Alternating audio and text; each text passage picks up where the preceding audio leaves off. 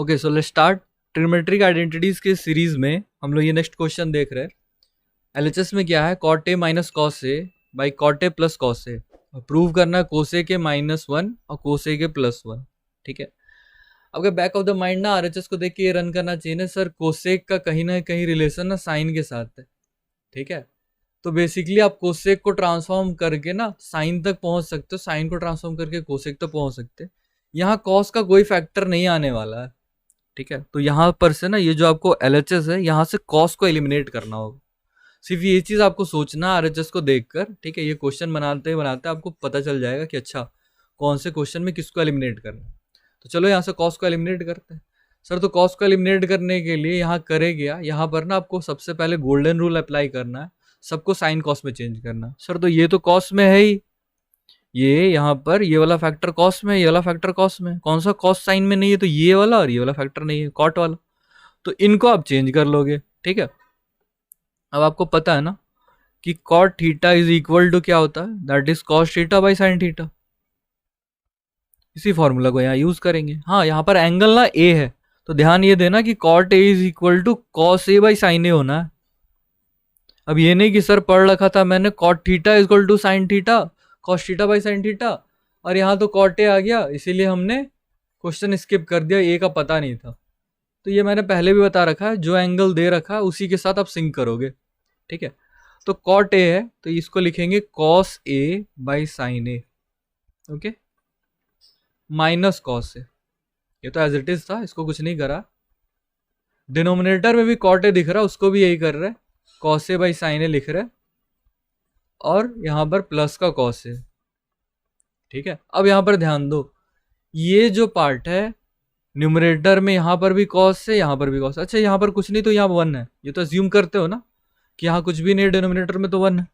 Something bye 1 is that is itself, कि अगर a by 1 है तो उसको a ही बोलेंगे, 2 बाई 1 है तो उसको 2 ही बोलेंगे, हमेशा नीचे डिनोमिनेटर में 1 नहीं लिखते। ठीक है, तो ये बात ध्यान रखनी है। तो आप देखोगे न्यूमरेटर में कि यहाँ पर भी cos a है। ठीक है, ये वाला भी जो पार्ट है ये cos a है, और यहाँ पर भी cos a है। तो जब दो टर्म्स में एक ही चीज कॉमन आ जाती है तो आप क्या करते हो, उसको कॉमन आउट निकाल लेते हो। तो हम लोग यहाँ पर cos a को कॉमन निकाल लेंगे। कॉस से कॉमन निकाल कर दिखाई कैसे देगा, तो देखो ये कॉस से हमने कॉमन निकाल लिया, ब्रैकेट तो था ही, 1 बाई साइन ए बचेगा यहाँ पर। क्यों? क्योंकि कॉस ए बाई साइन ए था, कॉस से निकाल लिया तो 1 बाई साइन ए बचा, और यहाँ पर कुछ नहीं बचा तो यहाँ पर 1 बचेगा। ठीक है, ये कुछ नहीं को 0 नहीं लिख लेना है।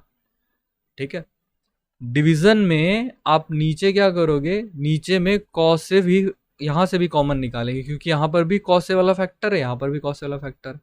यहाँ पर होगा 1 बाई साइन ए और +1। ओके, जब भी आप कॉमन आउट निकाला करो ना, तो एक बार रुक कर वहां पर चेक कर लो कि क्या आपने सही कॉमन निकाला है।